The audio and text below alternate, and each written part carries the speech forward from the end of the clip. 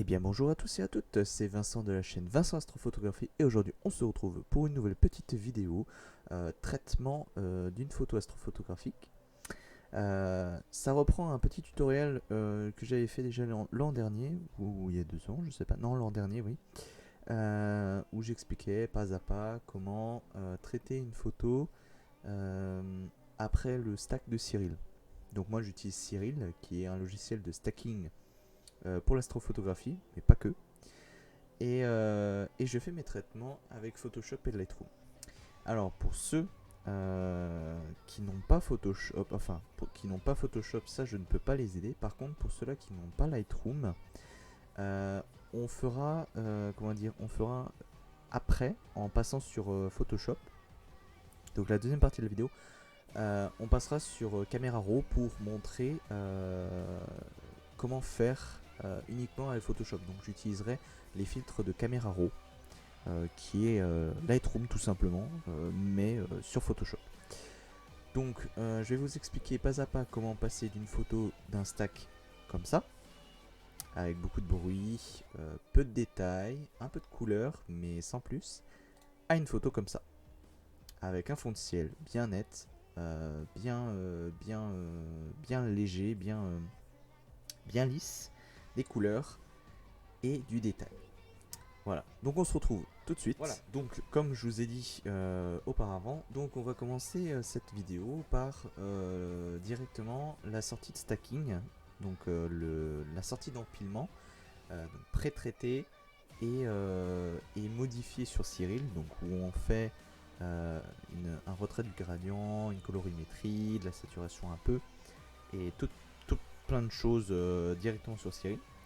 Mais après l'image elle a quand même quelques défauts encore et on peut encore l'améliorer grâce à Lightroom et Photoshop.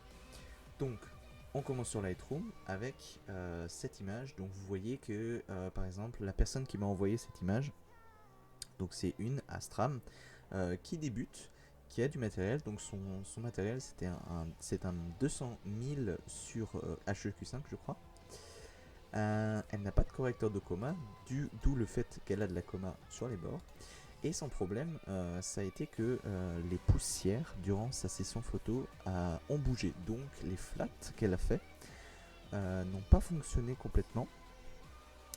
Et du coup, ça fait qu'il y a encore plein de tâches sur la photo. Donc ça, on va pas s'en préoccuper tout de suite. D'abord, on va traiter la photo pour avoir un maximum de détails, un maximum de finesse et de la couleur. Voilà. Donc tout d'abord, ce qu'on fait, c'est qu'on va baisser légèrement l'exposition, parce que comme on voit, elle est un peu trop claire. Donc on baisse l'exposition, pas trop, du style moins 10, moins 0,10, moins 0,10. Voilà. On augmente un peu le contraste, environ 40, 36, c'est une bonne valeur, je mets l'habitude. Alors il faut savoir que j'ai déjà fait le traitement, puisque vous avez déjà vu la photo. J'ai déjà fait le traitement de cette photo, donc j'ai mes valeurs de côté. Maintenant, c'est à vous de juger pour votre photo qu'est-ce qui est mieux, qu'est-ce qui est moins bien. Voilà, donc c'est à vous de choisir. Moi, je vous montre juste ma technique. Donc, j'augmente le contraste à 36.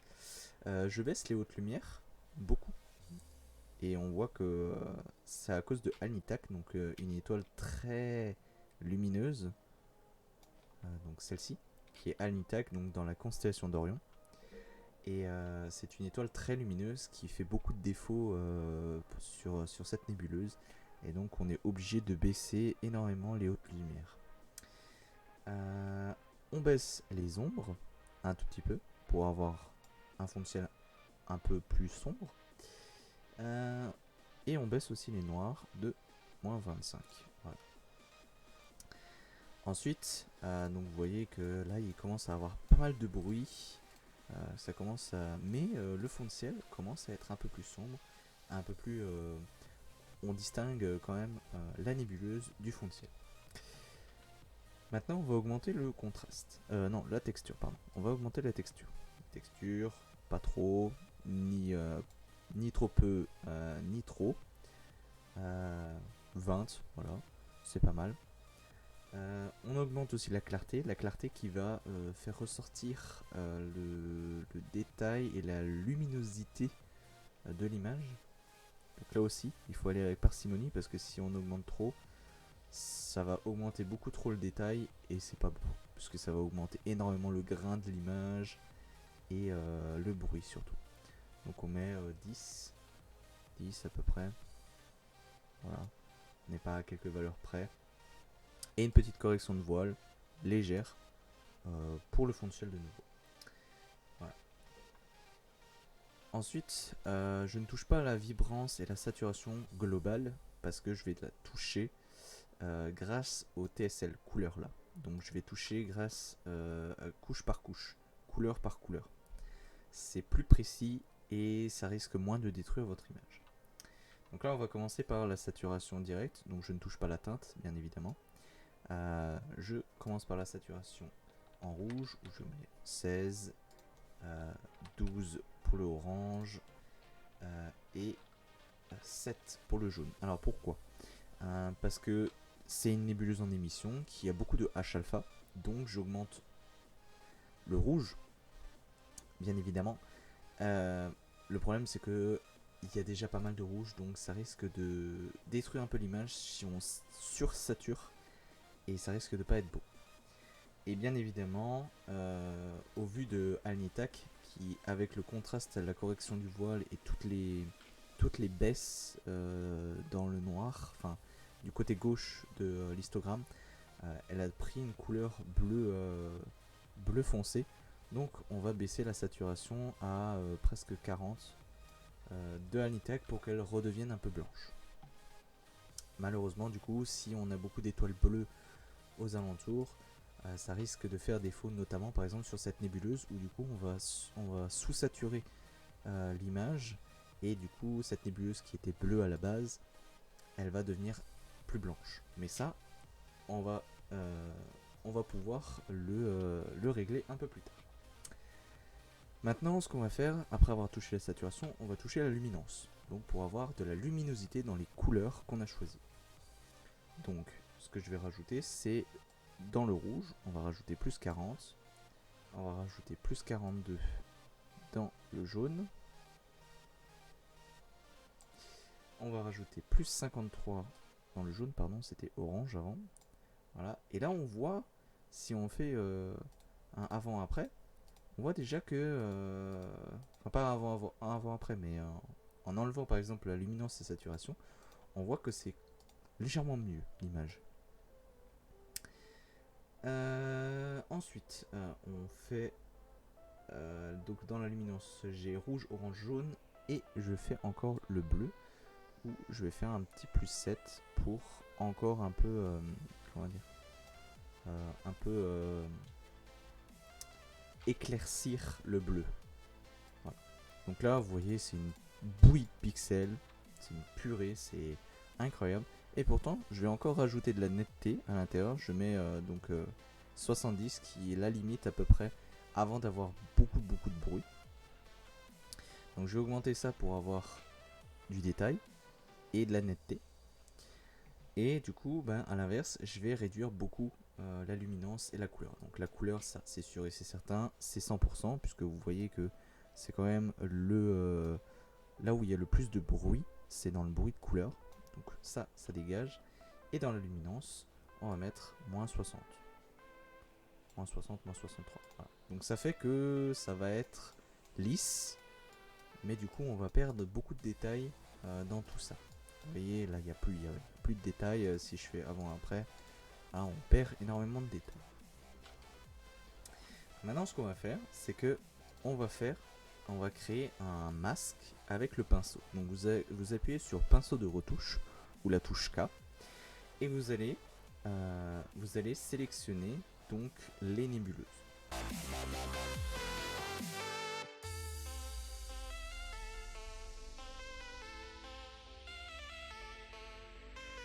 Du pinceau.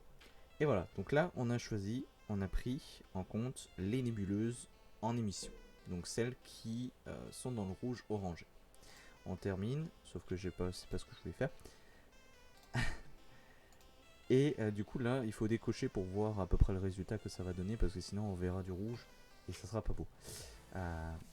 Mais du coup maintenant là on a de nouveau des effets qu'on peut modifier. Encore une fois, il faut y aller avec parcimonie, parce que sinon ça peut dégrader grandement la photo. Donc ce que je fais, c'est que pour les nébuleuses rouges et orange, on va augmenter la clarté. La clarté à 37, 40 à peu près, pour avoir un maximum de détails dedans. Vous voyez, hein, on a quand même repris pas mal de détails. On augmente la texture aussi, 15, 20, voilà. Et on va baisser le bruit, parce que du coup on a augmenté le bruit de nouveau, et on va baisser le bruit pour avoir un peu de... Enfin, que ça soit lisse, mais détaillé en même temps. Et voilà, comme vous voyez, on peut toucher au contraste. Le problème, c'est que comme c'est une sélection, ben, on le voit tout de suite que ça va toucher, que ça va dégrader l'image. Donc on ne le fait pas. On fait un nouveau pinceau, et là, cette fois-ci, du coup, c'est ce que je vous disais avant, on va sélectionner cette petite nébuleuse bleue. Vous voyez, quand je vais là-dessus, elle est sélectionnée.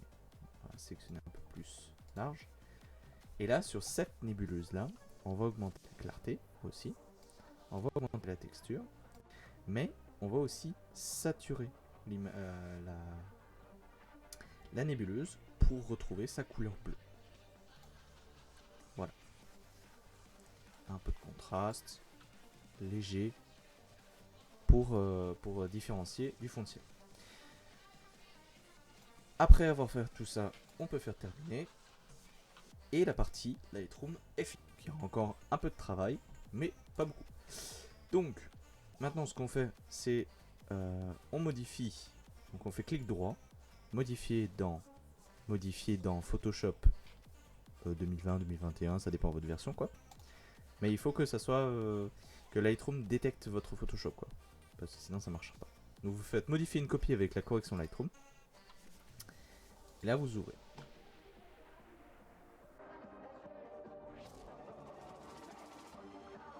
Et là vous faites préférer le profil incorporé pour que ça incorpore le profil que vous avez pris dans Lightroom. Voilà. Donc comme je vous disais, pour ceux qui n'ont pas Lightroom, vous pouvez tout à fait faire ça grâce à Photoshop entièrement. Par exemple, vous allez dans filtre caméra raw, si vous l'avez bien sûr, hein. Filtre caméra raw. Et là, quand vous allez lancer, eh ben, vous allez avoir la même interface que sur Lightroom. Vous allez avoir votre histogramme et vous allez avoir vos réglages de base où vous pouvez les toucher comme bon vous semble, le contraste. Vous pouvez tout toucher, comme sur Lightroom. C'est exactement la même chose. Par exemple, là, quand j'ai touché les couleurs, vous allez dans mélange de couleurs, vous faites tous, et là, du coup, vous touchez saturation et luminance, par exemple. Ou alors, par exemple, quand vous voulez faire le pinceau de retouche, donc comme pareil, comme sur Lightroom, la touche K ou le pinceau ici, vous prenez avec votre pinceau, vous sélectionnez la partie de l'image qui vous intéresse et comme dit, vous avez juste besoin de modifier là les tons clairs, les contrastes, le ton foncé. J'ai fait juste ça et vous voyez que c'est déjà mieux. Enfin, que ça fonctionne par exemple. Vous faites annuler ou vous faites OK si ça vous intéresse. Donc là maintenant, on va passer à la partie Photoshop. La partie Photoshop, elle est pas très complexe, mais elle peut être longue selon les images. Donc déjà moi ce que je fais, c'est que je fais un petit recadrage. Par exemple sur cette image, on voit qu'en bas et en haut, c'est pas très homogène. Donc on va faire d'abord ça pour un peu recadrer l'image, pour que ça soit bien homogène partout, l'image, la couleur, la luminosité, etc. Là, comme je vous avais dit, il reste encore plein de petites tâches. Donc ces petites tâches, eh ben maintenant on va les enlever avec le correcteur localisé, donc la touche J, qui va nous permettre de prendre en compte le fond de ciel et supprimer les tâches. Donc là, ça va être en accéléré, ça va être un peu long puisque voilà, faut faire correctement. Donc je vous mets ça en accéléré, vous voyez le résultat après. A tout de suite.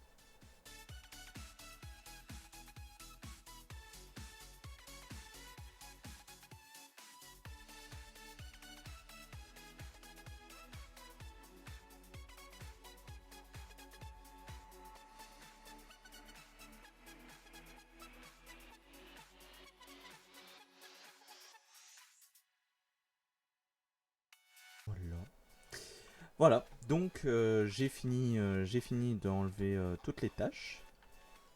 Donc on voit déjà que c'est plus propre, que on se rapproche petit à petit de la fin de la vidéo surtout. Parce que voilà, là on a pratiquement fait euh, tout ce qui était le plus important. Ce que je vais faire par la suite, c'est, comment dire, ce n'est pas obligatoire, mais ça peut améliorer l'image, ça dépend de vos goûts en fait. Donc là, ce qu'on va faire, c'est qu'on va faire un CTRL J, CTRL plus J, pour dupliquer le calque. Et on va faire une sélection, plage de couleurs, et on va sélectionner un endroit bien noir. Voilà. On va jouer sur la tolérance pour prendre plus ou moins de fond de ciel, parce que ça va prendre le fond de ciel. Tout ce qui est blanc, la correction va se faire, et tout ce qui est noir, la correction ne va pas se faire. Donc on va choisir un pourcentage de tolérance qui va prendre le plus de fond de ciel possible. Le problème, c'est que vous voyez bien que là, par exemple, la tête de cheval, vu qu'elle est en noir, eh ben, il pense que c'est du fond de ciel. Pareil pour là, cet endroit-là de la nébuleuse de la flamme. Donc ce qu'on va devoir faire, c'est que en appuyant sur OK, donc là on va créer un masque. On va créer un masque de fusion exposition. Voilà. Donc on appuie sur masque, exposition. Et du coup ça va nous faire un masque avec la sélection. Il va falloir appuyer sur Alt plus clic pour avoir l'image donc en négative. Et cette image en négative, eh ben, on va devoir la retoucher. Donc vous allez prendre une couleur noire, puisque le noir ne va pas être soumis à la modification. Donc vous prenez une couleur noire et vous mettez le plus de noir possible là où vous avez par exemple votre nébuleuse ou vos détails. Alors oui, évidemment, si je fais mal, en fait, vous prendre le pinceau peut-être. Vous prenez le pinceau, vous prenez une couleur noire et vous dessinez sur votre nébuleuse. Voilà. Pareil pour là. Voilà, je dessine bien jusque là au bord. Je prends bien tous les détails. Là, pareil. On prend tout. Ça, c'est pareil. On va un peu augmenter. Voilà. Et là, du coup, vous ne voyez plus la tête de cheval. Vous ne voyez plus rien. C'est normal puisque elle ne sera pas. Comment dire, elle ne sera pas touchée sur la modification que je vais faire plus tard. Donc là, vous allez augmenter le contour progressif à peu près 5. Voilà. Un ordre d'idée, d'habitude je fais 3. Mais là, par exemple, vous prenez 5, 6. Ça dépend ça dépend de vos goûts, par exemple. Et là, vous allez recliquer donc sur votre masque de fusion. Là. Et vous allez avoir 3 choix. Exposition, décalage, correction, gamma. Vous allez toucher que décalage et correction gamma. Ça va aller très vite, je vais vous faire un test. Voilà, ça va très vite.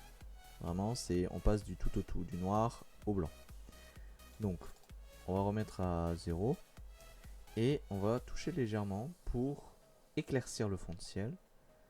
Et le renoircir par derrière afin de lisser encore plus et d'avoir, comment dire, un retrait de gradient en plus. Parce que par exemple là, vous voyez que c'est pas très homogène.